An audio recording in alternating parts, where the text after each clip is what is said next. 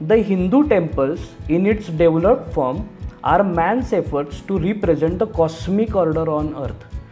लोकांना असं वाटतं की जुनी मंदिरं छान करायची म्हणजे संगमरवर टाकायचा, फरशा टाकायच्या, नवीन पेंट करायचा, कॉन्क्रीट चढवायचं, टाईल्स लावायच्या म्हणजे छान. दगडाचे पण प्रकार आहेत, स्त्रीलिंगी, पुल्लिंगी, नपुंसकलिंगी.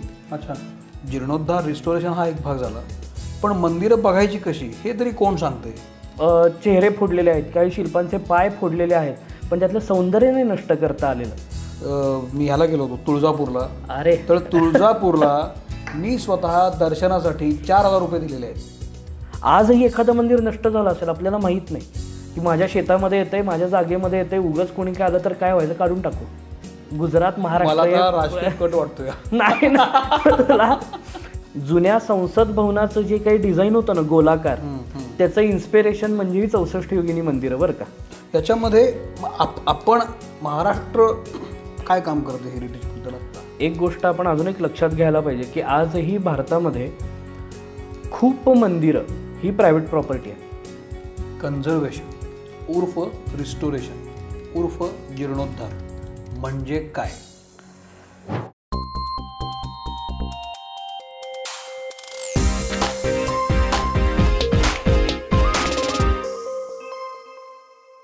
नमस्कार, मी सौमित्र बोटे. मित्रमणेमध्ये मी तुम्हा सगळ्यांचं स्वागत करतो. आज फार महत्त्वाचा आणि वेगळा विषय आहे जो आजवर मी कधी घेतला नव्हता. हा विषय आहे मंदिरांचा आणि मूर्तींचा.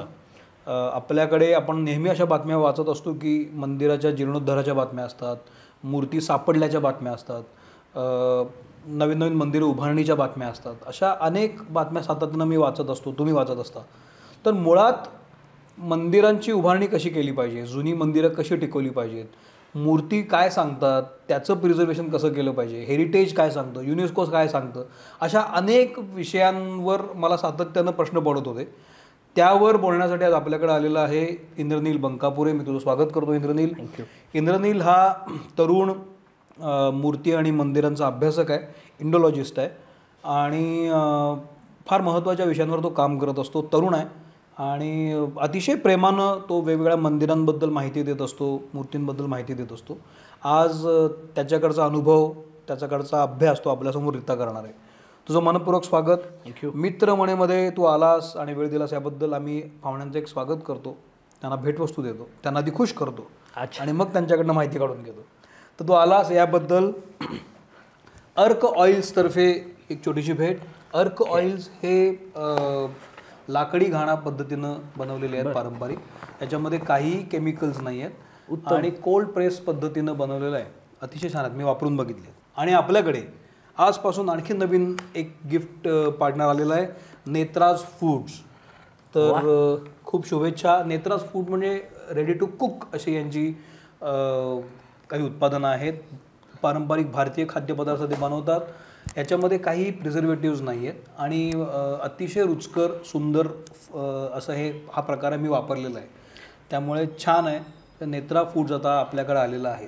नेत्रा फूड्स आणि अर्क ऑइल्स हे जर तुम्हाला ऑर्डर करायचं असेल तर डिस्क्रिप्शन बॉक्समध्ये मी या दोघांची माहिती दिलेली आहे. त्याखाली त्यांचे इन्स्टा आणि त्यांचे पत्ते दिलेले आहेत, फोन नंबर्स दिलेले आहेत. तर तुम्ही जरूर त्यांच्याशी संपर्क साधून ऑर्डर करू शकता. हे दोन्ही प्रॉडक्ट्स खूप चांगली आहेत, ह्याची गॅरंटी आहे, मी देतो. तर शुभेच्छा तुला. धन्यवाद. तू ह्या रिपोर्ट सांग, तुला कसं वाटतंय? मी सांगणारच होतो, ते जे रेडी टू ईट प्रॉडक्ट आहेत ना, मी निघालोय व्हिएतनामला मंदिरं बघायला, तर तिथे मला उत्तम वापर होणार आहे त्याचा. So thank you. बेसिकली जसं मी आता बोललो तुला की मंदिर उभारणीच्या बातम्या येतात, मूर्ती सापडल्याच्या बातम्या येतात, मंदिर जीर्णोद्धाराच्या बातम्या येतात, त्याला खूप सारा फंड दिला जातो. अनेक राजकीय पक्ष मुद्दाम त्या मंदिरांना फंड्स देतात आणि मंदिरं चांगली केली जातात. तर मुळात मंदिरं चांगली करायची म्हणजे काय, मूर्ती बघायच्या म्हणजे काय, जीर्णोद्धार नेमका कसा असतो हे खूप लोकांना माहीत नाही आहे. लोकांना असं वाटतं की जुनी मंदिरं छान करायची म्हणजे संगमरवर टाकायचा, फरशा टाकायच्या, नवीन पेंट करायचा, कॉन्क्रीट चढवायचं, टाईल्स लावायच्या म्हणजे छान. तर तसं नसतं असं मला वाटतं. तर हे युनेस्को हेरिटेजचे नियम काय सांगतात, तुझा अभ्यास काय सांगतो? याच्यामध्ये एक खूप महत्त्वाची गोष्ट आपण लक्षात घ्यायला पाहिजे, ती म्हणजे लोकभावना. ज्या वेळेला एखादं जुनं मंदिर हे लोक रिस्टोअर करतात किंवा त्याला देणगी देतात किंवा फरशी बसवतात किंवा आजूबाजूच्या भागामध्ये पेव्हिंग ब्लॉक्स टाकायची नवीन पद्धत आहे, संगमरवर लावायची पद्धत आहे.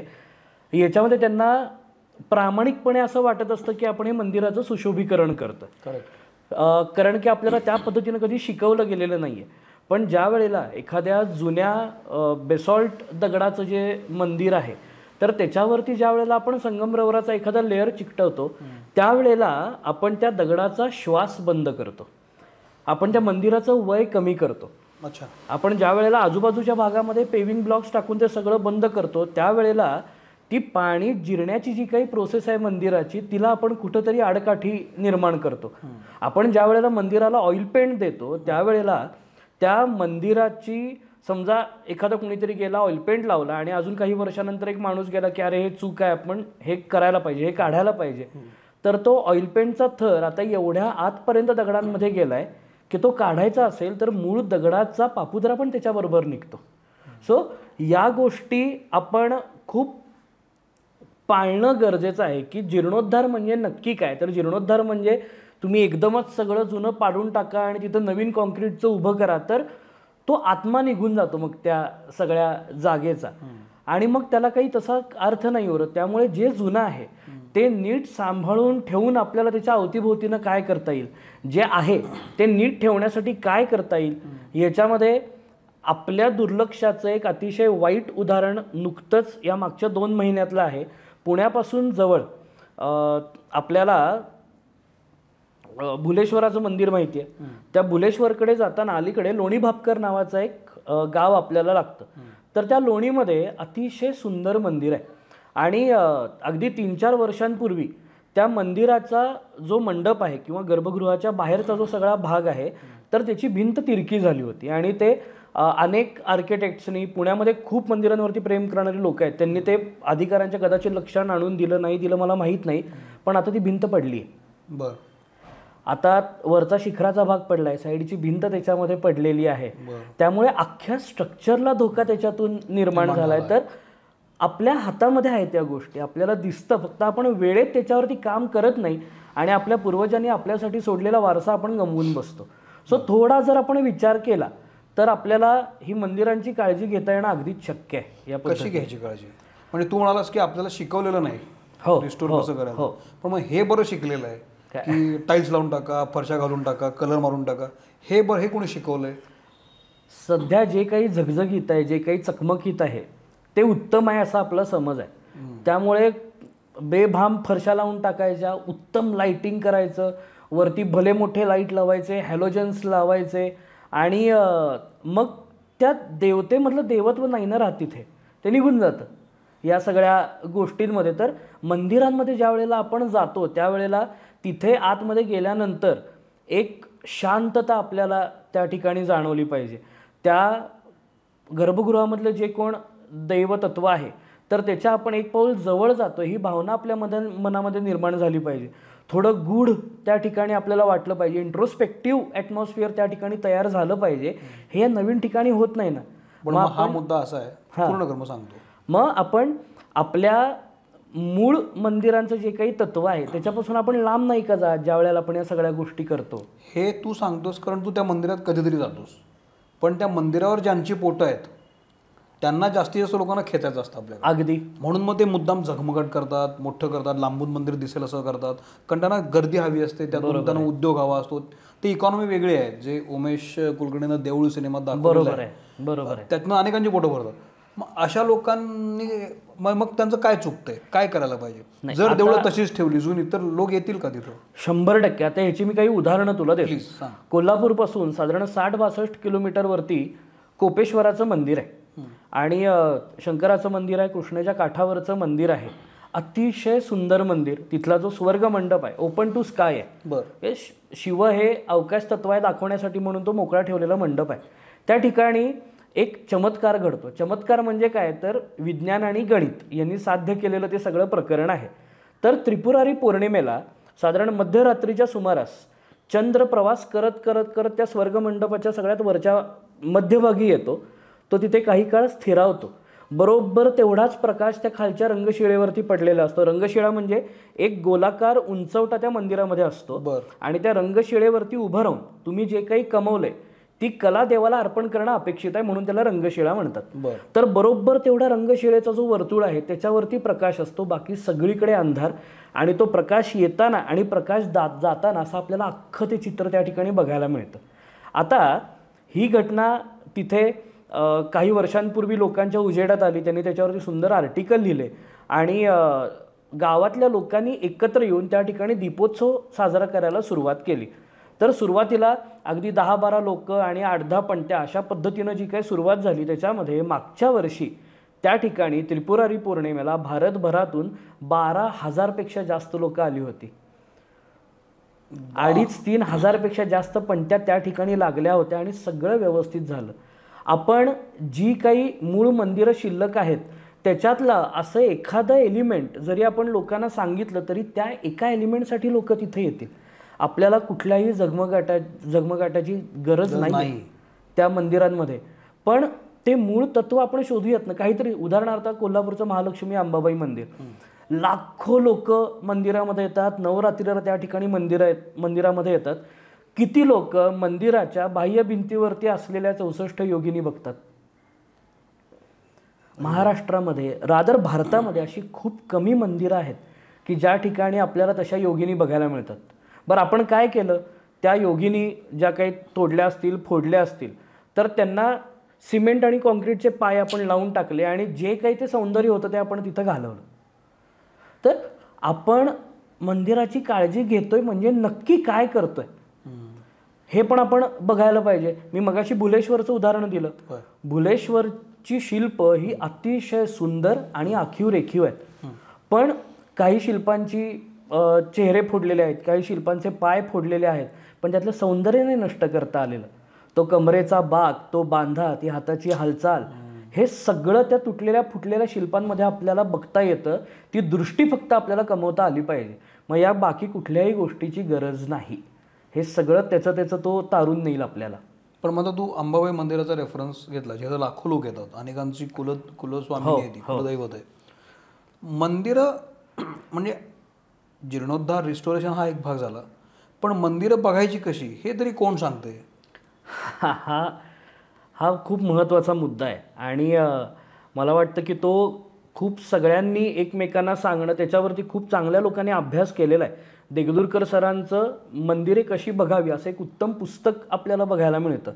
आणि आपण ज्या वेळेला मंदिरात जातो त्यावेळेला आपलं जनरल टेंडन्सी काय असते की आपण जातो, चप्पल काढतो, आतमध्ये जातो, देवाला काहीतरी देतो आणि काहीतरी मागतो की बाबा मला गाडी घेऊ दे, फ्लॅट घेऊ दे, नोकरी मिळू दे, आणि आपण परत येतो आणि आपण निघून जातो.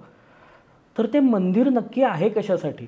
मुंबईच्या एक विदुषी आहेत, त्यांचं नाव आहे कुमुद कानेटकर. त्यांनी अंबरनाथाच्या मंदिरावरती उत्तम अभ्यास केलेला आहे. आणि दुसऱ्या आहेत वसुंधरा मॅडम, तर त्यांचं खजुराहोच्या मंदिरांवरती PhD आहे. आणि वसुंधरा देसाई, तर त्यांनी त्यांच्या पुस्तकाच्या सुरुवातीला एक वाक्य लिहिलंय. त्या काय म्हणतात? The Hindu temples in its developed form are man's efforts to represent the cosmic order on earth. या संपूर्ण ब्रह्मांडाचं तत्व दाखवण्याचा केलेला प्रयत्न म्हणजे आपली पूर्णावस्थेतली हिंदू मंदिरं. म्हणजे आपण ज्या वेळेला मंदिरामध्ये जातो त्यावेळेला आपण कलियुगातून गर्भगृहापर्यंत सत्ययुगामध्ये जातो. आपण सहस्रार चक्रापासून मूलाधार चक्रापर्यंत जातो. आपण आपल्या अस्तित्वापासून आपल्या पूर्णत्वाकडे जातो. आपण मूर्ताकडून अमूर्ताकडे प्रवास करतो. या सगळ्या गोष्टी तिथं आपल्याला दिसतात. सो सभामंडप, अर्धमंडप, अंतराळ, गर्भगृह हे मंदिराचे भाग आहेत. त्या प्रत्येक भागामध्ये ओलांडून जाताना आपण एक एक एलिमेंट क्रॉस करत पुढं जातो आणि सगळ्यात शेवटी त्या निर्वात पोकळीपर्यंत जातो. तू विचार कर ना, ज्या वेळेला आपण गर्भगृहामध्ये जातो त्यावेळेला आपण मूर्ती नाही बघत, आपले आपसुकच डोळे बंद होतात. का? कारण की त्या मूर्तीमध्ये लपलेलं तत्व शोधण्याचा प्रयत्न आपण तिथं जाऊन करतो. हा आपण आपसुकच करतो. हे आपलं डिफॉल्ट सेटिंग आहे. त्या जगन्नाथाच्या मंदिरामध्ये लाखो भाविक एका वेळेला असतात, पण त्या रांगेतून ज्या वेळेला तुम्ही जगन्नाथाच्या समोर जाता त्यावेळेला ते 2 क्षण फक्त तुम्ही आणि जगन्नाथ असतं, बाकी जग नसतं. बरोबर आहे. हे त्या मंदिराच्या अस्तित्वाचं महत्त्व आहे की माझं अस्तित्व इथं का आहे हे शोधण्याचा एक प्रयत्न म्हणजे मंदिरांची व्हिजिट. आज आपण प्रचंड मोठ्या ब्रह्मांडामध्ये राहतो. या मोठ्या ब्रह्मांडातल्या, एका सूर्यमालेतल्या, एका ग्रहमालेतल्या, एका ग्रहावरच्या, एका देशातल्या, एका राज्यातल्या कुठल्या तरी सोसायटीचे आपण सेक्रेटरी असतो.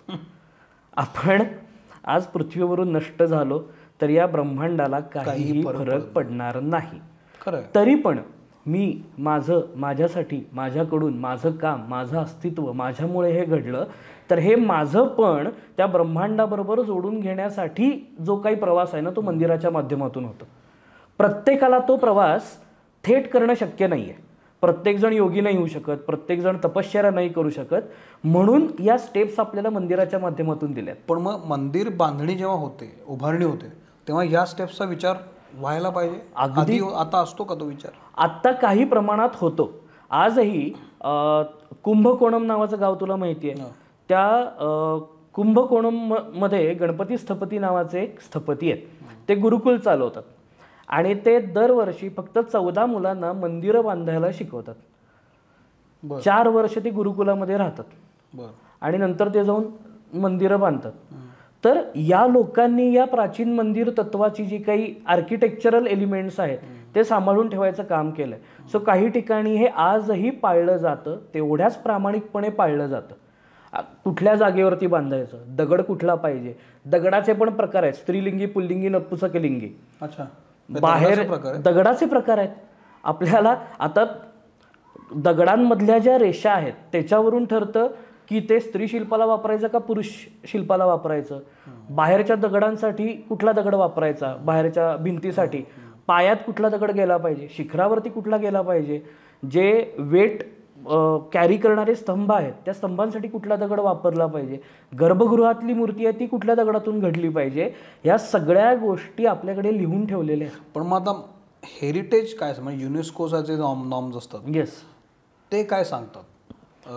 आत्ता जी मंदिर उभारणी होते ती होते कारण लोकांना खर्च दाखवायचा असतो. बरोबर आहे. म्हणजे नेता सौमित्र इंद्रनीलला पैसे देतो, मंदिर उभार, मग तू म्हणतो मी रंगाला एवढा खर्च केला, एवढा खर्च केला, ते झगमगाट सगळा तू म्हणालास तसं.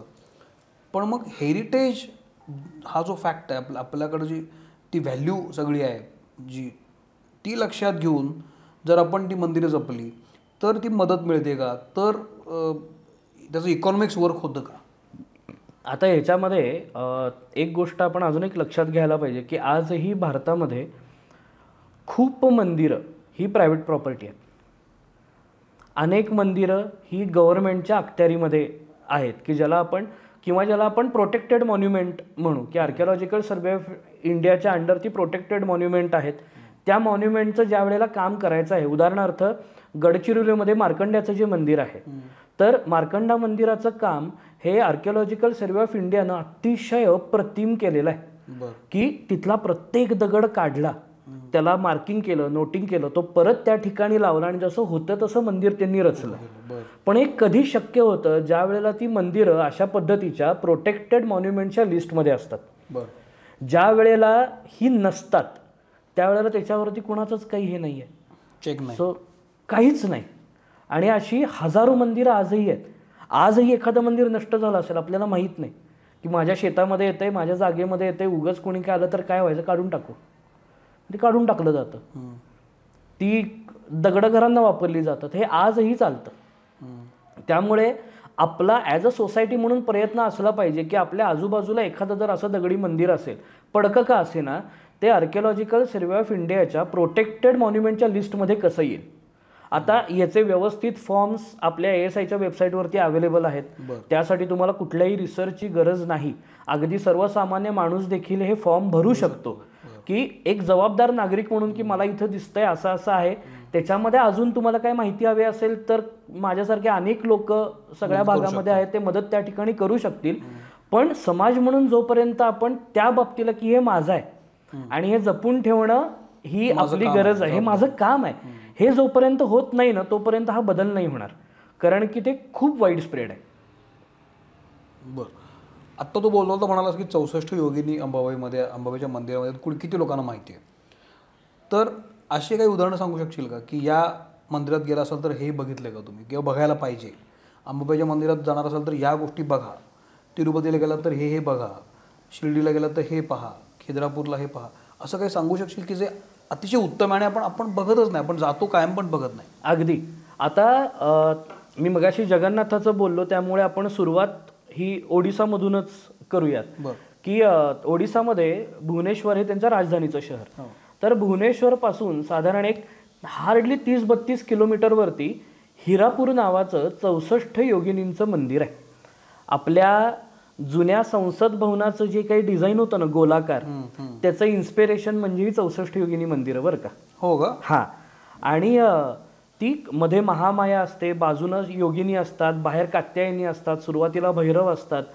तिथे त्या मंदिरात एकतर कोणी जातच नाही, म्हणजे लाखो लोक जगन्नाथाला जातात. तो ज्याला आपण गोल्डन ट्रायंगल म्हणतो ना, की भुवनेश्वर, पुरी आणि कोणार्क, हे असं ते करतात. पण हार्डली 30 किलोमीटरवरती ते 64 योगिनींचं मंदिर आहे हिरापूरला, तिथं फार कोणी जात नाही अरे. आणि एवढी अप्रतिम शिल्प त्या ठिकाणी आहेत. म्हणजे गाढवाचं वाहन असलेली देवी आहे, पाठीमागं पूर्ण आगीच्या ज्वाळा असलेली त्या ठिकाणी देवी आहे. एकाच पायाचा शिव तू कधी बघितलायस का? तो त्या ठिकाणी आपल्याला बघायला मिळतो. अशा अतिशय भन्नाट मूर्ती तिथे आपल्याला दिसतात की ज्या आपण भारतात कधीच बघितलेल्या नाही आहेत. सो हे 64 योगिनीचं मंदिर मला वाटतं की प्रत्येकानं एकदा तरी बघावंच. असंच एक आता जगन्नाथाचं पण सांगतो बरं का, की आपण सगळेजण जगन्नाथाला जातो, आपण दर्शन घ्यायला जातो, पण जिथून आपण मुख्य रांगेमध्ये लागतो ना, त्या रांगेच्या डावीकडच्या बाजूला मंदिरावरती पूर्ण कृष्णलीला कोरलेल्या आहेत. अच्छा. त्या पुतना मावशीचा वध आहे, त्या षटकासुराचा वध आहे, त्याच्यानंतर एक तो पक्षाच्या रूपामध्ये आला, त्या राक्षसाचा वध त्यानं केलेला आहे, त्याला उखळाला बांधून ठेवलं, ते त्यानं उचकटून टाकलं, ते त्या शिल्पामध्ये कोरलेलं आहे. अरे कोणच बघत नाही त्याच्याकडे, कोणच नाही बघत. मला विचारलं तिथे, आम्ही तिथं थांबलो होतो गप्पा मारत, की हे बघा हे कसं सुंदर आहे. ते म्हटलं अरे जाओ जाओ इधर कुछ नहीं, लाईन में जाओ. त्याच वरच्या बाजूला त्यांनी समुद्रातून जाणारी नाव कोरली आहे रे. मासे दिसतात त्याच्यामध्ये, वल्हवताना दिसतात माणसं. एवढं सुंदर काम त्यांनी केलेलं आहे तिथे, हे आपण नाही बघत. ही आणि अतिशय किती वर्षापूर्वीचं आहे? साधारण 1200 वर्ष. अरे बापरे. 64 योगिनी मंदिर साधारण 800 वर्ष, एवढी जुनी मंदिर आहे ती. त्यामुळे हे झालं ओडिसाचं. अजून एक ठिकाण आहे भारतामध्ये जिकडं भरपूर लोक फिरायला जातात, ते म्हणजे गुजरात. आता स्टॅच्यू ऑफ युनिटी, बडोदा, हा तो सगळा आता मोठा हे झालेला आहे. तिथे पाटण नावाचं गाव आहे. तू पटोला ऐकलंस का? स्त्रियांचा कपड्यांचा आणि याचा तो सगळा भाग असतो. त्या पटोल्याचं गाव म्हणजे पाटण. तर साधारण एक गोष्ट सांगतो त्यातली, एक काही दशकांपूर्वीची गोष्ट आहे. आपल्या ASI म्हणजे आर्किओलॉजिकल सर्वे ऑफ इंडियाच्या लोकांना काही दगडं त्या एका भागामध्ये तिथं दिसली. तिथे सरस्वती नावाची नदी वाहते. ही सरस्वती म्हणजे आपली वैदिक सरस्वती नाही, ही त्या गावामध्ये जशी आपल्याकडे पंचगंगा आहे, तर तशा त्या सगळ्या नद्या. काही शतकांपूर्वी त्या नदीला पूर आला, आजूबाजूच्या भागामध्ये ते सगळं पाणी साचलं गेलं आणि तो सगळा गाळ बिळ त्या ठिकाणी गेला. तर त्यांना तिथं वरती काहीतरी दिसलं, म्हणून त्यांनी कुतूहल म्हणून त्याचं डॉक्युमेंट केलं. अजून काही वर्षांनंतर त्यांनी तिथे एक्सकव्हेशनचं काम चालू केलं. साधारण एक 10-12 वर्ष ते एक्सकव्हेशनचं काम चालू होतं आणि ज्या वेळेला ते काम पूर्ण झालं त्यावेळेला त्यांना तिथे काय सापडावं?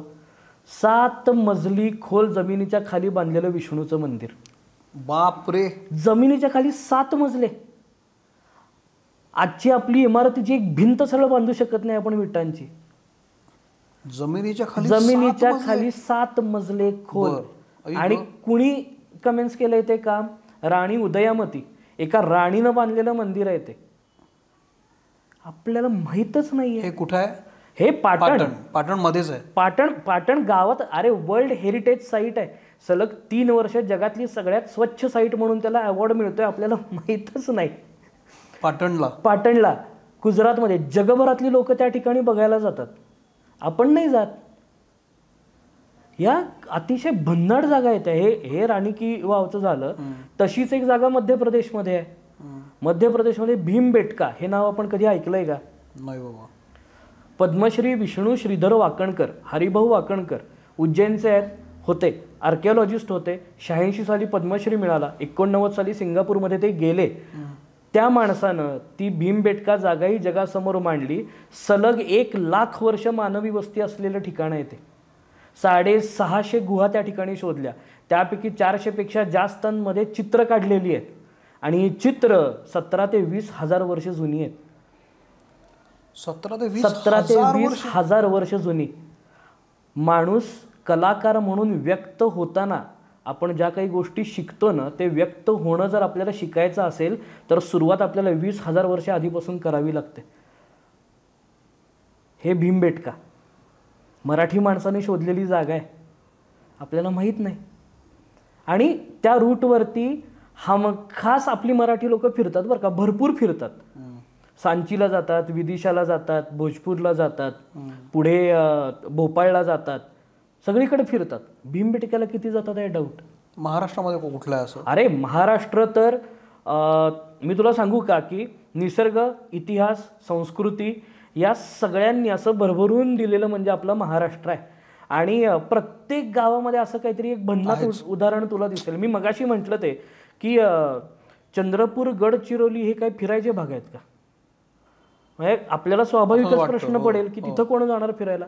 ते मार्कंडा मंदिर अतिशय सुंदर, सरस्वती त्या मार्कंडा मंदिरावरती आहे.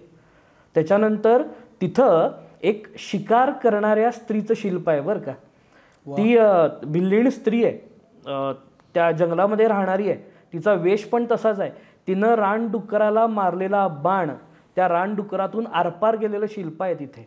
अरे बाप. तो रानडुक्कर पळत येतानाचा वेग त्या शिल्पामध्ये आपल्याला दिसतो. काय ताकदीनं कोरली आहे शिल्प. केवढं आहे ते शिल्प? एवढंसं शिल्प आहे. त्या चंद्रपूरला 20 फुटाची दुर्गा जमिनीवरती आडवी पडलेली, आपल्याला माहीतच नाही. 20 फूट. हे प्रिझर्व केलंय सगळं. कंपाऊंड आहे, साईडनं ओपन आहे, आपल्याला माहीतच नाही. आपल्याला पडलेली कुठे? कोण सांगणार? आता तुझ्यासारखा कोणीतरी येतो, कुणातरी आमच्यासारख्याला विचारतो, त्या माध्यमातून लोक बघतील, कदाचित जातील आता त्या ठिकाणी. पण या गोष्टी माहिती पाहिजे. आज धुळे आणि नंदुरबार हे आपण पुस्तकामध्ये फक्त दुष्काळी प्रदेश एवढंच ऐकलेलं आहे. त्या धुळ्यापासून जवळ मेथी नावाचं गाव आहे. हां, त्या मेथी गावामध्ये नारायणाचं मंदिर आहे 1000 वर्ष जुनं. विष्णूची वैकुंठ नावाची एक मूर्ती येते. ती मूर्ती म्हणजे काय असते की मध्ये विष्णू आहे, एका बाजूला नरसिंह आणि एका बाजूला वराह असे कोरलेले असतात एकाच मूर्तीमध्ये. अख्ख्या महाराष्ट्रामधली मंदिरावरती एकमेव मूर्ती त्या मेथी गावात आहे. आपल्याला मेथी गावच माहीत नाही. बलसाणे नावाचं गाव आहे धुळ्यापासून जवळ. त्या मंडपामध्ये 10 आतमध्ये कक्ष कोरलेले आहेत. त्या 10 कक्षांमध्ये वेगळ्या देवता होत्या, त्याच्या प्रत्येकाचं एलिमेंट्स वेगळे आहेत. असं कुठलंच मंदिर दुसरं महाराष्ट्रामध्ये नाही आहे. हे महाराष्ट्रामध्ये तर एवढी सुंदर उदाहरणं. हे काही मी कोल्हापूर किंवा पुण्याच्या आसपास काय सांगू शकशील? आता पुण्याच्या आसपास नाशिकच्या जवळ अंजनेरीच्या इथली मंदिरं आहेत. त्र्यंबकेश्वरचा इतिहास खूप जुना आहे. आपण फक्त त्या एका नदीसाठी म्हणून तिथे जातो, पण तो त्र्यंबकेश्वरचा देव ज्या ठिकाणी स्नानाला जातो ते कुंड पण तेवढंच महत्वाचं आहे. ते पण आपण बघत. त्याच्यामुळे 2 प्रश्न मला पडतात. तू खूप छान सांगतोस. एक की मंदिरं कशी बघायची मुळात, ह्याचं काही एक किमान काही ठोकताळे आहेत का की मंदिरं बघायची कशी? एक. दुसरा प्रश्न की ही आपण बघितल्यामुळं, तू म्हणतोस की इकडे जाऊन बघितलं पाहिजे, तिकडे जाऊन बघितलं पाहिजे, 20,000 वर्षापूर्वी असं केलं, 10,000 वर्षापूर्वी असं केलं, किंवा 1000 वर्षापूर्वीचं एक मंदिर आहे, ही मूर्ती अशी आहे, ती मूर्ती तशी. हे आपण का बघायला पाहिजे आणि ह्याचा आपला आजच्या जगण्याशी काय ताळमेळ ठेवता येतोय काय? उत्तम प्रश्न. आपलं जे मंदिरं आहेत ना, ही मंदिरं आपल्या संस्कृतीचं एकमेव शिल्लक व्यवच्छेदक लक्षण आहे. जी काही शिल्लक मंदिरं आहेत ती साधारण मधल्या मिडिवल पिरियडमध्ये 48,000 मंदिरं फोडली गेली. हा रेकॉर्डेड नंबर आहे, ते काय माझ्या मनाचं नाही आहे.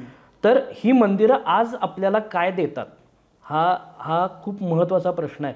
तर ज्या वेळेला एखादा माणूस मंदिरांमध्ये जातो तर ते मंदिर त्या माणसाला त्याच्या जगण्याचा पर्पज देतं, त्या जगण्याचा उद्देश त्याला देतं, त्या माणसाला संवाद करायला शिकवतं, त्या माणसाला इंट्रोस्पेक्ट करायला शिकवतं. ज्या वेळेला आपण एखादं सुरसुंदरीचं शिल्प बघतो, आता सुरसुंदरी म्हणजे नक्की काय, तर आपल्या ज्या 5 अवस्थिती आहेत की ज्या आपल्याला एखादी गोष्ट करायला प्रवृत्त करतात आणि त्याच गोष्टी त्या गोष्टीपासून आपल्याला लांब घेऊन जाऊ शकतात. म्हणजे पंचेंद्रियांसारखं नाही, शब्द रस रूप स्पर्श आणि गंध. ओके. आता आपण इथं असं बसलोय, धर्म इतिहास संस्कृती ह्याच्याबद्दल बोलतोय, पण आतमधून एकदमच कांदा भजीचा वास आला, आपलं लक्ष लागेल का ह्याच्यात? बरोबर. हा झाला गंधविकार. तर हे विकार सांगणारी शिल्प त्या मंदिरावरती आहेत. ओहो. म्हणजे खजुराहोचं मंदिर, ते खजुराहोचं मंदिर का बघायचं? अरे तिथं म्हणतात तिथं कामशिल्प आहे, तिथं हे आहे, ते तुम्हाला जाऊन शोधावी लागतात. अरे 2% कमी कामशिल्प आहेत तिथं, पण तिथं हे बाकी एवढं मोठं भंडार आपल्यासाठी आहे. कर्पूर मंजिरी नावाचं एक शिल्प तिथं आहे. तर ती काय करते सुरसुंदरी? ती जस्ट न्हावून आलेली आहे आणि तिचे केस एका बाजूला आहेत, ते ती पिळती आहे. तिच्या पायाशी तो चातक नावाचा पक्षी आहे. आता हा पक्षी म्हणे फक्त पावसाचं पाणी पितो, तेवढं शुद्ध पाणी त्याला लागतं. तर तिच्या केसातून पडणारे पाण्याचे थेंब त्या साक्षात चातक पक्षाला देखील पावसाच्या पाण्या इतके शुद्ध वाटतात. तर तुम्ही आणि मी तर साधे माणसं आहोत, आपण नाही का गुरफटत जाऊ शकत याच्यामध्ये? तर तुम्ही याच्यापासून स्वतःला कसं डिस्टिंक्ट कराल, तुम्ही तुमच्या भावनांना कसा आवर घालाल, तुम्ही त्या कशा सांभाळाल आणि मग त्या गोष्टी तुम्हाला साधनेसाठी कशा मदत करतील, हे खूप महत्त्वाचं आहे. आज प्रत्येकजण साधना करतो. तू या माध्यमातून करतोस, मी वाचनाच्या माध्यमातून करतो, फिरण्याच्या माध्यमातून करतो, कोणी फोटोग्राफीच्या माध्यमातून करतं, कोणी लिखाणाच्या माध्यमातून करतं. प्रत्येकजण साधना करतोय. तर ती साधना कशी करायची ह्याची मार्गदर्शक तत्त्व आपल्याला मंदिरामध्ये दिसतात. एक सध्या खूप छान शब्द आपल्या सगळ्यांना माहिती आहे की आंत्रप्रिन्युअर, की व्यावसायिक उद्योजक. तर या आंत्रप्रिन्युअरचे 7 वेगवेगळे एलिमेंट आपल्याला सांगितलेत बरं का, की त्यानं कसं काम करावं, त्यानं प्रॉब्लेम आयडेंटिफाय कसा करावा, त्यानं कुठल्या गोष्टी कराव्यात, काय पद्धतीनं करावं. तर हे जे डिस्क्रिप्शन आपण वाचतो ना, ते सप्तमातृकांबरोबर मॅच होतं बरं का. बरं. की त्या प्रत्येकीचं वेगळे एलिमेंट आहे. कोणाचं डिस्ट्रक्टिव्ह एलिमेंट आहे, कोणाचं कन्स्ट्रक्टिव्ह आहे, कोणाचं क्रिटिसायझिंग एलिमेंट आहे, कोणाचं सपोर्टिव्ह एलिमेंट आहे, कोणाचं प्रॉस्पेरिटीचं एलिमेंट आहे. या पद्धतीनं ह्या सगळ्या एलिमेंट आपल्याला मदत करतात. तर तुमच्या रोजच्या आयुष्यामध्ये व्यवसायाशी निगडीत प्रश्नसुद्धा ही मंदिरं सोडवू शकतात. हे झालं अगदी ह्याच्यामध्ये.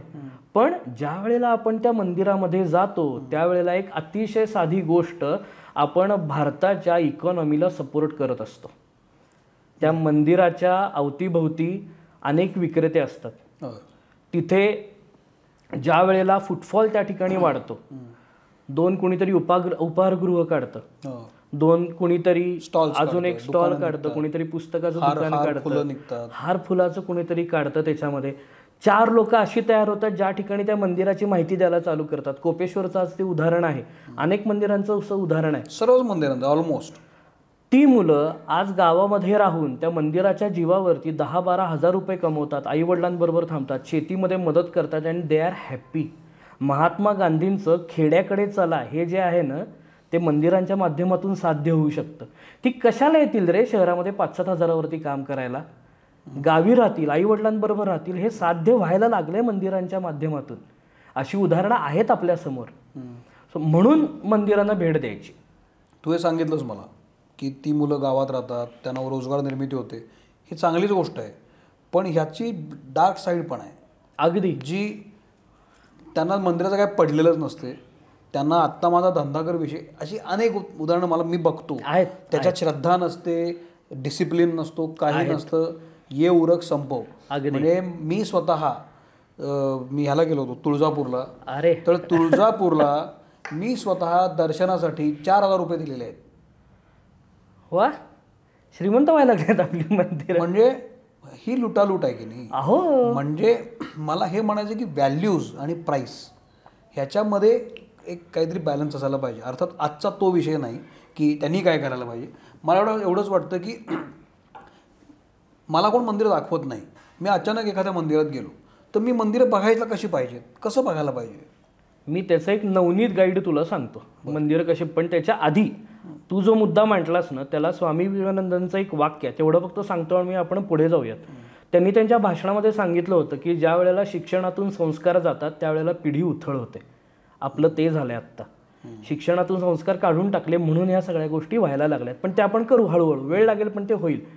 आता मंदिर कसं बघायचं, तर सगळ्यात आधी आपण जिथं कुठे जाणार आहोत त्याबद्दलची थोडी माहिती आपण वाचावी, बरोबर, की जेणेकरून तिथं गेल्यानंतर आपण अगदीच ब्लँक जाणार नाही.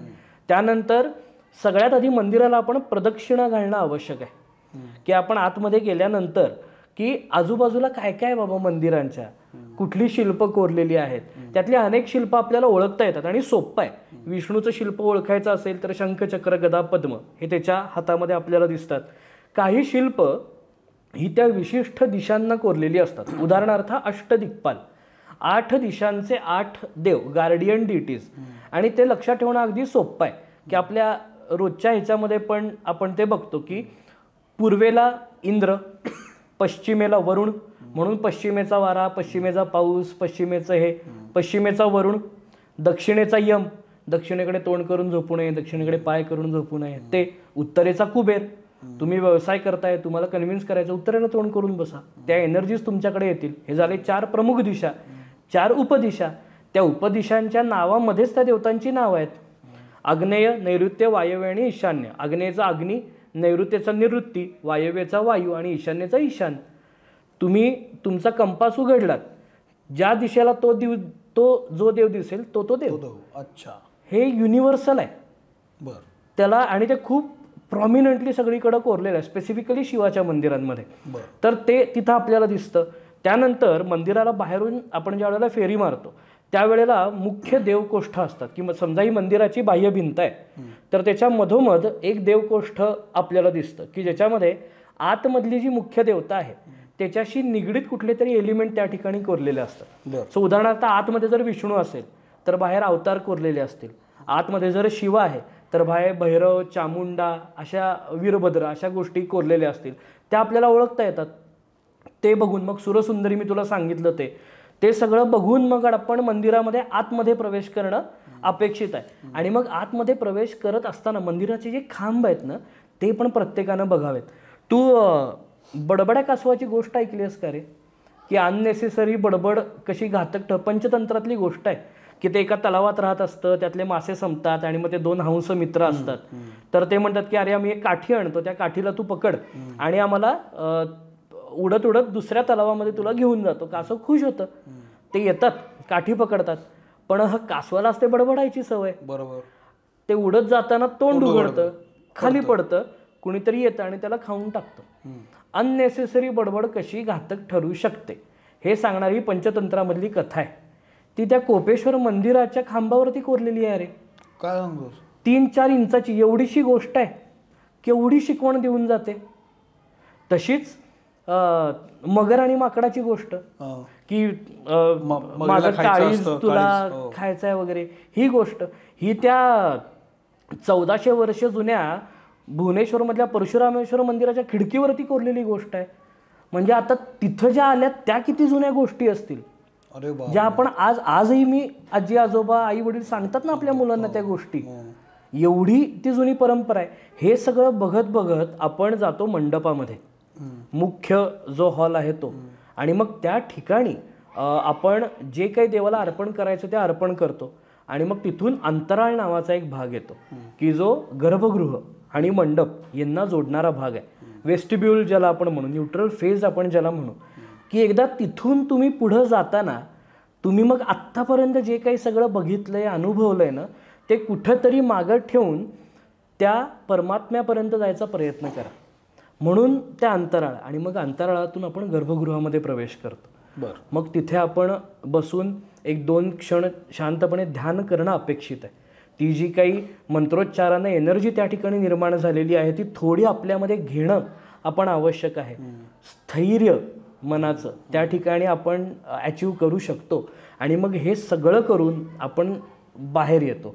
तर या पद्धतीनं हे बेसिक मंदिर प्रत्येकानं बघायला पाहिजे. छान मुद्दा मांडलास तू.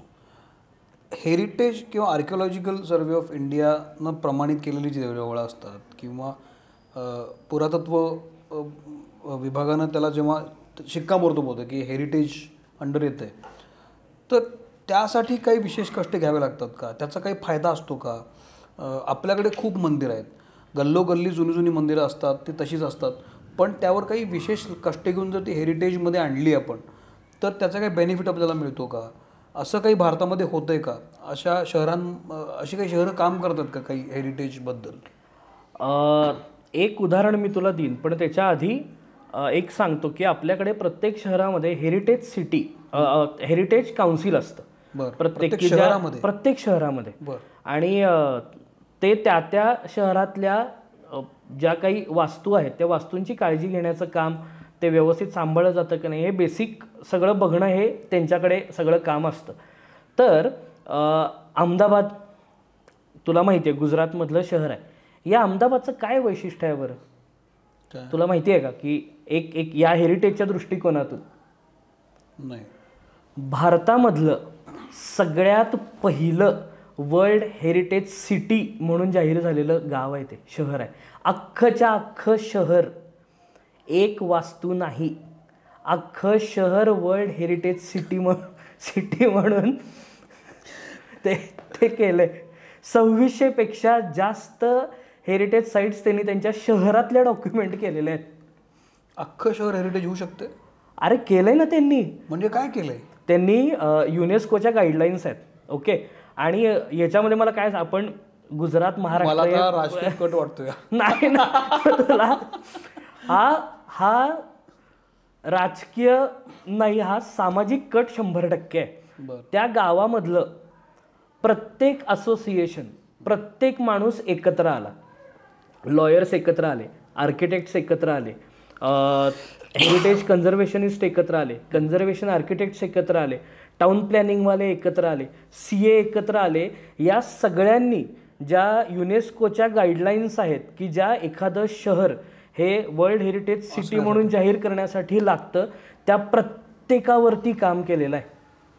प्रत्येक एलिमेंटवरती 5-6 वर्ष त्यांनी काम केलं आहे. डॉक्युमेंट्स गोळा केली आहेत, लिगल ॲस्पेक्टचा अभ्यास केला आहे आणि तो अख्खा बंच त्यांनी युनेस्कोला सबमिट केला की आता विचार. 1-1.25 वर्ष त्याच्यावरती रिसर्च झाला, त्याच्यावरती डिबेट झाले, त्याच्यावरती संशोधन झालं आणि मग त्याच्यानंतर ते अख्खं शहर हेरिटेज सिटी म्हणून अनाऊन्स झालेलं आहे. अख्खं शहर. अरे मी तुला सांगतो ना, 2600 जागा त्यांनी डॉक्युमेंट केल्या आहेत. आजपासून 20 वर्षांनंतर या शहरामधली लोकसंख्या किती असणार आहे, इथं काय प्रॉब्लेम होणार आहेत, कुठली जागा कशासाठी कमी पडणार आहे, या सगळ्या ॲस्पेक्टचा अभ्यास करून त्यांनी त्या गोष्टी त्या ठिकाणी सबमिट केलेल्या आहेत. आता सांग मला, कुणाचा कट आहे हा? काय कमी आहे आपल्याकडं? अनेक शहरं आपल्या महाराष्ट्रातली घे, मुंबई घे, कोल्हापूर घे, नाशिक घे, पंढरपूर घे, प्रत्येक शहर आज हेरिटेज सिटी म्हणून होऊ शकतं. काय कमी पडतं याचा विचार आपण करायला पाहिजे. पण त्या लोकांनी करून दाखवलं ना. उदाहरण आहे ना आपल्यासमोर. बापरे, याचा फायदा काय असतो आता? हेरिटेज सिटी झाल्यामुळं काय होणार? हेरिटेज सिटी झाली की तुम्ही डायरेक्टली ग्लोबल टुरिझम मॅपवरती जाता. आज जगभरामध्ये युनेस्कोच्या ज्या काही साईट्स आहेत, जे काही जगभरातल्या वेगवेगळ्या देशांचे राजदूत असू देत, वेगवेगळ्या देशांचे काउन्सिल्स असू देत, वेगवेगळ्या देशांचे रिप्रेझेंटेटिव्स असू देत, ते ज्या वेळेला त्या देशामध्ये येतात त्यावेळेला सगळ्यात पहिल्यांदा ते तिथं जातात. अख्खा ग्लोबल ऑडियन्स आज त्या ठिकाणी अट्रॅक्ट होतोय. आणि मग ज्या वेळेला ग्लोबल ऑडियन्स अट्रॅक्ट होतो त्याच्याबरोबर बाकी सगळ्या गोष्टी आपसुकच येतात. बरोबर. ट्रेड येतो, व्यवसाय येतो, टेक्नॉलॉजी येते, असेसमेंट केली जाते, कनेक्शन्स होतात, जॉईंट व्हेंचर्स होतात. एवढं मोठं काम आहे. अरे किती ऑपॉर्च्युनिटीज तयार झाल्या असतील. 6 वर्ष त्या गावातली लोक एकत्र आली, त्यांनी संपूर्ण काम केलं आणि पुढच्या 100 वर्षासाठी विकासाचा रस्ता मोकळा केलाय त्या गावाचा. का करू नये आपण? मला हे माहित. बापरे, हे प्रचंडच धक्कादायक आहे. म्हणजे सुखद धक्का देणार असं काहीतरी आहे. सुखद धक्का आहे हा. आणि खूप सुंदर का. आणि त्याचे सगळ्या केस स्टडीज, रिसर्च वेबसाईटवरती अवेलेबल आहेत. अगदी तू ChatGPTला जरी विचारलंस तरी ते धडधड तुला सांगेल की का झालं, मग त्याचे एवढे 10 एलिमेंट आहेत, ही तत्व आहेत, असं आहे, त्यांनी हे केलं, सगळं सांगेल तुला. सगळं अवेलेबल आहे, ओपन सोर्समध्ये अवेलेबल आहे. याच्यामध्ये आपण महाराष्ट्र काय काम करतो हेरिटेजबद्दल? आत्ता काही करतोय का मुळात? फ्रँकली सांगायचं तर जेवढं पोटेन्शियल आहे त्या मानानं आपण काम नाही करत. अरे आपण खूप गोष्टी तेवढ्यापुरत्या लिमिट करून ठेवल्या. मी तुला 2 उदाहरणं देतो, 2 छोट्या राज्यांची उदाहरणं देतो. एक म्हणजे ओडिसा आणि एक म्हणजे छत्तीसगड. छत्तीसगड तर हे अतिशय गरीब राज्य, 2000 साली मध्य प्रदेशपासून वेगळं झालेलं राज्य आहे ते. नक्सल भागातला खूप मोठा प्रॉब्लेम त्या ठिकाणी आहे. तर जो नक्सल अफेक्टेड एरिया आहे ना, बस्तर, त्या बस्तरमध्ये जगदलपूर नावाचं शहर आहे. त्या जगदलपूर शहरापासून जवळ छोटी छोटी गावं आहेत. त्या छोट्या छोट्या गावांमध्ये काही मंदिरं आहेत, 800, 1000, 1200 वर्ष जुनी मंदिरं आहेत. त्या मंदिरांमध्ये मी गेलो होतो आणि मला धक्का बसला तिथे गेल्यावरती. मला काय दिसलं तिथे गेल्यावर, मी खूप वेगळ्या अपेक्षेने गेलो. हां, की बाबा रे मला खूप शोधावं लागेल, मला खूप हे करावं लागेल. त्या मंदिराच्या गेटपर्यंत रस्ता उत्तम आहे. हां, हा पहिला धक्का होता. दुसरा धक्का होता, त्या मंदिराचा जो प्रिमायसेस आहे ना, तिथं मला शोधून सुद्धा कचरा नाही सापडला. अरे तिथं माळी काम करत होता, लॉन आहेत, गार्डन तयार केलेलं आहे. काय सांगतोस? हां, हा माझा दुसरा धक्का. तिसरा धक्का, मी तिथं गेल्यानंतर त्या मंदिराची माहिती देणारा हिंदी आणि इंग्रजीमधला भला मोठा बोर्ड मला तिथे दिसला, archaeological survey of India Chhattisgarh प्रांत. ते मला तिथं दिसलं. चौथा धक्का मला त्या ठिकाणी होता, लोक प्रेमाने बोलत होती, अरे तुम्ही आमची मंदिरं बघायला आला, या तुम्ही इथे फिरा, मागं जाऊन या, तुम्ही ते मंदिर बघितलं का, तिकडं मोठा गणपती आहे, तो चुकवू नका, या मंदिरात आत जा, कुलूप आहे, मी उघडतो ना, या आतमध्ये.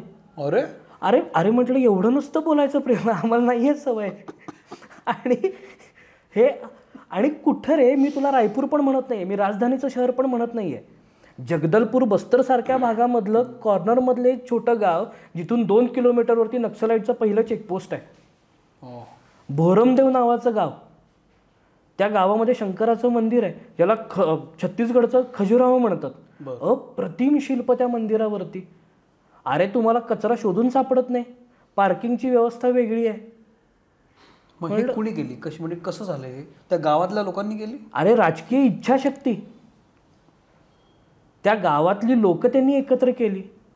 आज त्या ठिकाणी त्या गावातल्या शेवटच्या भागापर्यंत रस्ता येतोय म्हटल्यानंतर लोकांना उत्पन्नाची साधनं तयार होतात. अरे बरोबर, ऑफकोर्स. अरे बिलासपूरमध्ये मॅरिएटमध्ये राहिलोय मी, अजून कोल्हापूरला नाही आहे मॅरिएट, तिथं राहिलो मी.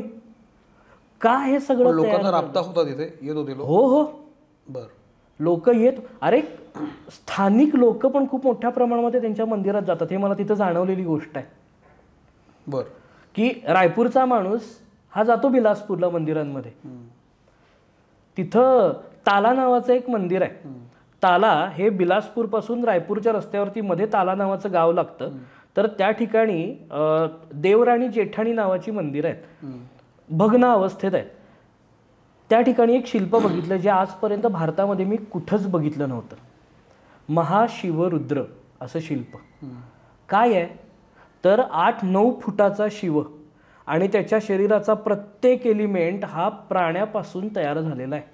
हनवटी म्हणून खेकडा आहे, कान म्हणून मोर आहे, नाक म्हणून पाल आहे, सरडा आहे, आणि त्याचे पाय म्हणजे भुवळे आहेत, केस म्हणजे नाग आहेत, अरे बापरे, गुडघे म्हणजे सिंहाची मुख आहेत. हे असं सगळं. अरे मी वेडा झालो ते बघून. पण मग आता हे ते तुम्हाला वर्णन सांगितलं ना छत्तीसगडमधलं, त्या गावातमधलं, ते मी त्याच्याशी कनेक्ट करतो कोकणामधली मंदिरं. येस, कारण कोकणात पण रस्ते छान आहेत. येस, अगदी गल्लोगल्ली, म्हणजे कोपऱ्या कोपऱ्यात छान छान मंदिरं आहेत. पण आपल्याकडे तर चित्र मला दिसत नाही. माझं कोकणावर खूप प्रेम आहे, आपण जातच असतो काय, पण तिथं मला रिस्टोरेशनच्या नावाखाली चुकीचं दिसतं. म्हणजे जे मी म्हणतो फरशा टाकणे, ट्यूबलाईट बसवणे,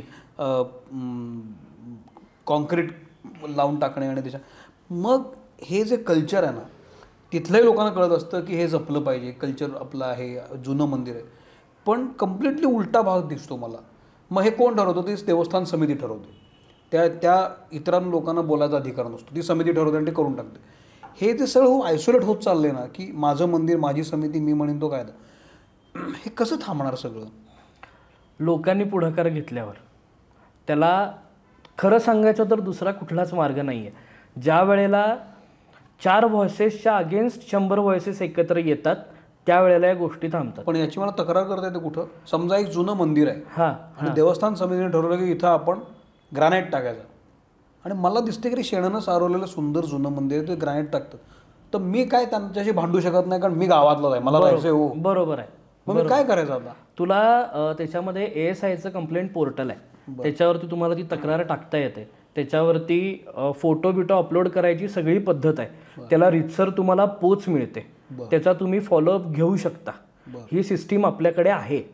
आणि पण कसं होतं की आता हे मी नागरिक म्हणून केलं, तर ज्या सिस्टीममध्ये मी ही तक्रार नोंद केलेली आहे त्या सिस्टीमनं पण तेवढ्याच स्पीडनं रिस्पॉन्ड करणं गरजेचं आहे, तर हे कुठेतरी साध्य होईल.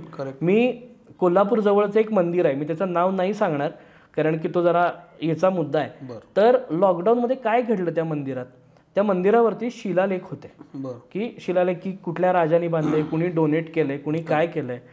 तर मला फार वाईट वाटतं ते सांगताना की ते मंदिर चांगलं दिसण्याच्या निमित्तानं त्या अख्ख्या मंदिराला बाहेरून सँड पॉलिश करून टाकलं. तिन्हीच्या तिन्ही शिलालेख नष्ट झाले. आज माहीत नाही ते काय होतं. आपल्या डोळ्यासमोर इतिहास निघून जातो, पण त्यांना सांगितल्यावरती ते म्हटले आमचा ट्रस्ट आहे, हे काय आम्ही काय करू शकत नाही. आणि मग पुढची कुठली ॲक्शन, एका रात्रीचं काम आहे रे ते. होय होय, काही करू शकत नाही त्याला लोकांमध्ये लहानपणापासून या गोष्टींबद्दलचं प्रेम रुजवणे, आपला वारसा, तो वारसा सांभाळण्यासाठी आपली जबाबदारी या संबंधी शाळेमध्ये शिक्षण देणे हे खूप गरजेचं आहे. पण मग ह्यातलाच काउंटर मला असं वाटतं की शाळेत शिक्षण तो खूपच पुढचं बोलतोस, ते मला ते कधी होईल माहीत नाही. पण निदान या देवस्थान समित्या ज्या आहेत छोट्या छोट्या पंचक्रोशीतल्या, कोकणामधल्या असतील किंवा पश्चिम महाराष्ट्रामधल्या असतील, त्यांना एकत्र करून त्यांना लिटरेट करणं, त्यांना सांगणं, हेरिटेजबद्दल माहिती देणं, येणाऱ्या मदतीबद्दल सांगणं. शेवटी सगळा प्रकार आर्थिक आहे 100%. हे 100% आहे. श्रद्धा हा एक भाग झाला, पण हे अर्थकारण आहे सगळं. तर या तुम्ही ते आहे तसं ठेवलं तरी तुम्हाला अर्थ येऊ शकतो त्याच्यातून. हे लिटरेट करणं जे आहे ना, ते नको का करायला? नाही, त्यासाठी प्रयत्न चालू आहेत.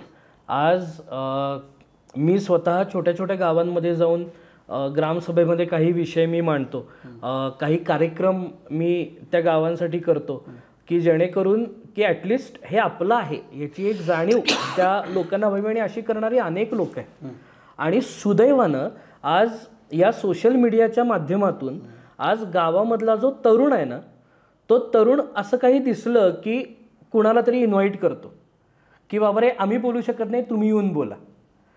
तर हा फरक व्हायला लागलाय. हा दिसायला थोडा वेळ लागेल, नो डाऊट, पण या पद्धतीनं काम इंटरनेटचा जो काही फायदा आहे ना मला दिसलेला, त्यातला हा एक खूप महत्त्वाचा फायदा आहे की ज्याच्यामध्ये पटकन जोडली जातात लोक की अरे दादा हे असं असं होते, तू जरा बोलशील का कोणाशी तरी, की ॲटलिस्ट आपण पोस्टपोन करू शकतो तिथं पोचेपर्यंत.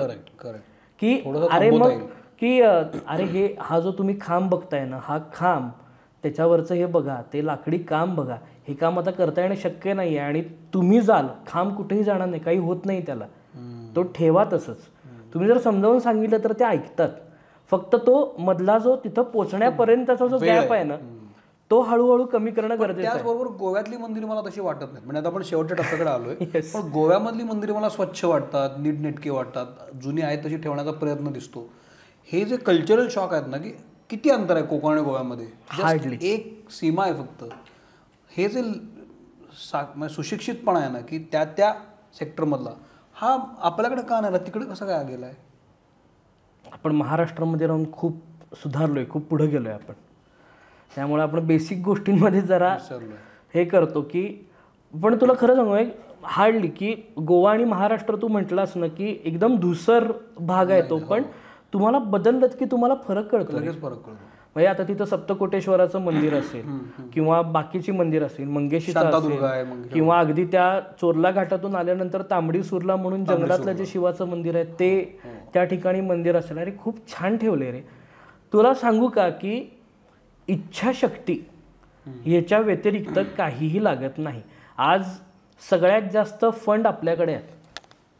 आपण कोट्यावधी रुपये खर्च करतो लाइटिंगवरती, कोट्यावधी रुपये खर्च करतो आपण अननेसेसरी कन्झर्वेशनच्या कामावरती.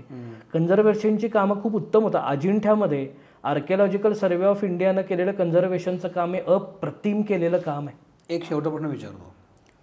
कन्झर्वेशन उर्फ रिस्टोरेशन उर्फ जीर्णोद्धार म्हणजे काय? कन्झर्वेशन म्हणजे त्या वास्तूचा आत्मा न बदलता ती अजून काही शतकं तशीच राहील यासाठी त्याची डागडुजी करणे. तशीच राहील याची डागडुजी करणे म्हणजे कन्झर्वेशन. आता त्याच्यामध्ये काही पेंटिंग्ज असतात मंदिरांमध्ये, तर त्या पेंटिंग्जवरती तुम्ही त्याच पद्धतीनं त्याच प्रोसेसनं जर काही ठराविक थर दिलेत, काही लेअर दिलेत, तर ती पेंटिंग टिकतात. दगडांवरती जर तुम्ही त्या पद्धतीचं काम केलं तर ती टिकतात. पण ते अतिशय शास्त्रोक्त पद्धतीनं आज आर्किओलॉजिकल सर्वे ऑफ इंडियाचं काम अतिशय उत्तम करतात. काही ठिकाणी मागं पुढं पडतात, पण ठीक आहे, ते फंड्स असतात नसतात, माणसं कमी पडतात वगैरे, ते ठीक आहे. पण ॲटलिस्ट आपण तरी त्यांच्यापर्यंत पोचूया. ती लोक आपल्याला 100% मदत करतील, हे मात्र आहे. वा, मला तू आवर्जून हा वेळ दिलास, खूप महत्त्वाच्या गोष्टी सांगितल्यास. मला खात्री आहे की ह्या गप्पा अशा आणखी किमान 5 तास चालू राहतील. एक मंदिर घेतलं तरी इंद्रनील त्याच्याबद्दल तासभर बोलू शकेल, 2-2 तास बोलू शकेल, इतकं त्याच्याकडे मटेरियल आहे. पण वेळेचा एक भाग आहे. मला खात्री आहे की या एपिसोडमधून साधारण आपल्याला अंदाज आला असेल की जे आपल्याकडे आहे ते टिकवणं फार गरजेचं आहे. नवीन रंग लावणं, कॉन्क्रिटीकरण करणं, झगमगाट करणं म्हणजे जीर्णोद्धार, रिस्टोरेशन नव्हे, तर जे पूर्वीपासून आले ते आपल्याला नीट कसं राहील याचा जास्त आपण विचार करायला पाहिजे. मला खात्री आहे की हा एपिसोड बघून आपल्या भोवताली जी मंदिरं आहेत, आपल्या भोवताली ज्या अशा साईट्स आहेत, त्या आपण पाहण्याचा प्रयत्न करूया, त्या टिकवण्याचा प्रयत्न करूया. तसं झालं तर हे या एपिसोडचं यश आहे असं मला वाटतं. अतिशय मनापासून आभार तुझे की तू वेळ दिलास. Thank you very much. हा एपिसोड कसा वाटला मला जरूर सांगा. सोशल मीडियावर मी आहे, इंद्रनीलसुद्धा सोशल मीडियावर आहे, त्याला कळवा आणि हा जास्तीत जास्त लोकांपर्यंत जाऊ दे, जेणेकरून आपल्याला समजेल की मंदिरं बघायची कशी असतात आणि काय काय कुठं कुठं आहे. तुम्ही जेव्हा इतरत्र फिरायला जाल तेव्हा इंद्रनीलनं जे रेफरन्स दिले ते पाहण्याचा जरूर प्रयत्न करा. थांबतो, भले ते घडो. Thank you very much. Thank you Indraneel. Thank you so much.